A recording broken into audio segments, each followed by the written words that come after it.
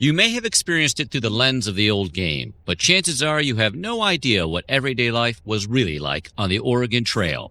Packing up your entire life to face a 2,000-mile stretch of death, disease, and danger.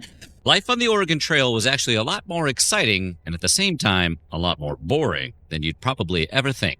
Today we're exploring what life was really like on the Oregon Trail. But before we get started, be sure to subscribe to the Weird History channel.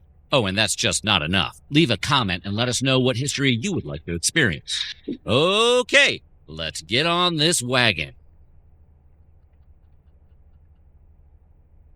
The Oregon Trail was 2,170 miles of danger and boredom that stretched from Missouri to Oregon. To say daily life on the Oregon Trail was difficult is a vast understatement. It was hard work and required uprooting your entire family and deciding to venture west for new opportunities. But that didn't stop thousands of people from hopping onto their wagons and emigrating into the vast unknown. Maybe it was a chance to start over. Maybe it was the thrill of adventure. Maybe it was moving away from their annoying neighbor. Hello, Newman. Or maybe it was the promise of a parcel of land double the size of Disneyland. Whatever the reason, people traveling the Oregon Trail had a goal in mind: to make the journey and not to die while doing it. The Homestead Act, signed into law by Abe Lincoln himself in 1862, was also a big motivator. The act said people could claim 160 acres of land if they promised to grow crops on it. Not a bad deal, especially if you consider the fact that it made it easier for single, widowed, and divorced women to claim land in their own names. You go, girl. But what was it really like? Well, let's set the hypothetical scene. It's the mid-19th century. Your current town on the East Coast is overcrowded, and you're sick of living like a sardine in a pretty unhygienic sardine can. Maybe your friend Jebediah won't stop talking your ear off about wolf pelts, and you start to think, hey, maybe this West thing is the best thing. And hey, a football stadium's worth of land in exchange for growing a few crops? What could go wrong? Turns out, a lot can go wrong, especially when you're traveling thousands of miles without modern medicine and infrastructure. And when we say go wrong, we mean death. Death, death, death, and death. Everywhere you look, death. Whomever said nature was the best medicine clearly never tried to survive outside with just a flimsy wagon to protect them.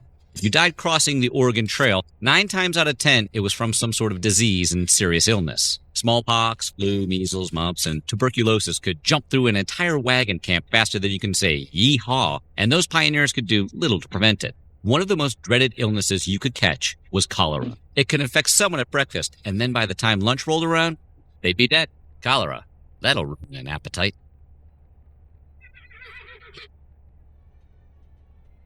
If you've ever moved anywhere, you know the nightmare that goes along with deciding what to pack up, donate, or toss. Now, multiply that nightmare by 1,000. If you were an Oregon Trail pioneer, you'd have to pack insanely light. Typical wagons could carry 2,000 pounds, which sounds like a lot, but when you consider the fact that 1,800 pounds of that was food, you'd have to reckon with the sad reality of ditching your favorite beat-up lazy boy, or whatever else the 1800s equivalent was at the time. Oregon Trail wagons were packed mostly with food and essentials, and let's just say the grocery list was not exactly a gourmet situation. Pioneers brought along flour, crackers, bacon, sugar, coffee, tea, and beans. They packed light when it came to kitchen supplies, clothes, and other items, and they did it all without the help of organizing guru Marie Kondo. Impressive. Along the way, any animals they brought would likely start getting tired or hurt, and sometimes they'd become food as a result. If you were traveling along the Oregon Trail and something broke, you couldn't store it until you got the chance to repair it. Lightening the load was a constant issue, so pioneers would ditch their broken supplies on the side of the road to save weight. Litter bugs. And hey, if you don't like the idea of seeing trash on the road, you're definitely not going to like this.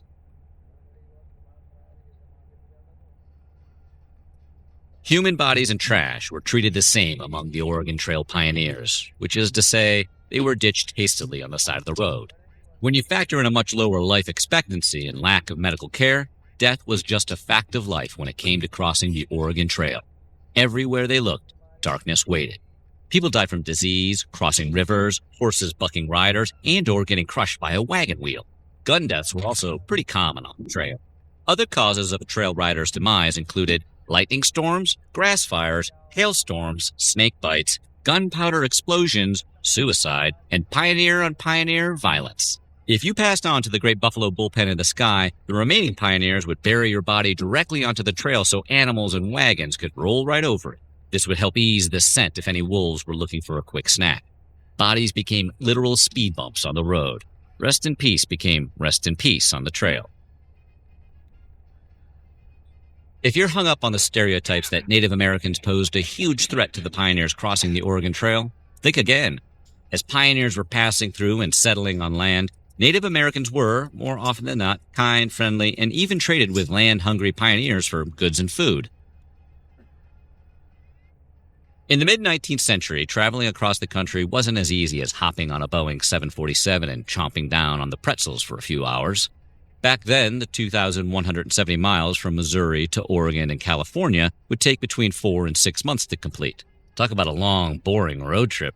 Couldn't even listen to podcasts. Wealthier pioneers could avoid the bumpy road trip by springing for expensive passage on a ship, but that took a full year, and it meant they'd miss all the wonders of the American plains. But still, some people opted for a year of seasickness. There was absolutely a right and a wrong time of year to travel the Oregon Trail. Like traveling to Arizona in the middle of July, there were just certain seasons which made the journey uninhabitable. Except instead of suffering a mighty sunburn by the hotel pool, the consequence for traveling the trail at the wrong time meant certain death. Pioneers left too early in the year, the oxen would starve to death because the grass along the route hadn't grown enough. Without oxen and cattle, pioneers were screwed. If they left too late in the year, travelers might get stuck in the brutally cold winter and have to deal with frostbite and freezing to death. And if pioneers got stranded, they couldn't exactly call an Uber to take them home. And even if Uber existed, the surcharges would have been way too high. Close your eyes and picture a pioneer traveling across the country in a wagon. Is it a boat-shaped Conestoga wagon with sweeping canopies and a huge cargo area? Good. Now erase that image from your head because it's wrong. Big, bulky wagons were poorly suited for functioning on the rugged terrain of the Oregon Trail. Instead, most pioneers opted for smaller wagons known as prairie schooners. Their smaller design made for a notoriously bumpy ride, which is why most people preferred to walk next to the wagon instead. Probably a good idea considering they didn't come with vomit bags. Keeping your mental health intact during a 2,000-mile walk across a bleak and deadly landscape accompanied by the same small group of friends and family was no easy task. And sadly for many people, it was straight up impossible. One darkly tragic tale of the trail happened to a woman named Elizabeth Markham. While traveling with her family along the eerily named Snake River, she announced that she wasn't going any further.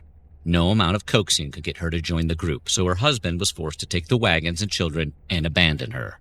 Her husband did eventually send their son back to get her, but that maybe wasn't the best idea he'd ever had.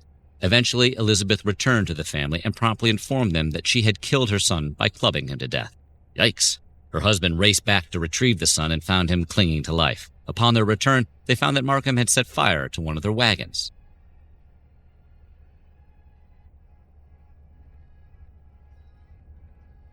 As time went on, the trend of packing up your belongings and heading out west caught on like wildfire.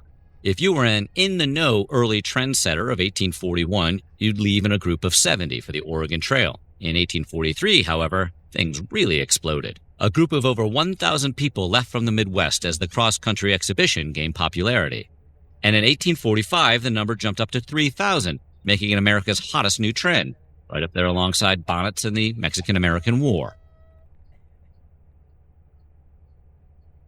The Oregon Trail pioneers may have left almost 200 years ago, but that doesn't mean they don't share the same bored habits that we do today. They killed time by doing one of America's favorite pastimes, doodling. A lot of pioneers painted messages on their wagons, and many took part in the tradition of carving their names, the date, and their hometowns on some of the gigantic stones they passed. They basically treated our natural resources like a high school bathroom wall. One rock pioneers especially loved was Independence Rock in Wyoming, a massive 128-foot tall slab. It was nicknamed the Register of the Desert, and over the years, thousands of travelers left their marks on the gigantic rock. Graffiti taggers would be proud. To say daily life on the Oregon Trail was difficult is a vast understatement. Life on the Oregon Trail was brutal, and for many, many people, it ended in death. If you could survive walking 2,000 miles in their disease-battling, resource-scrounging shoes, then you'd probably make a pretty good road trip, buddy, today. How would you like to cross the Oregon Trail? Let us know in the comments below, and while you're at it, check out some of these other videos from our weird history.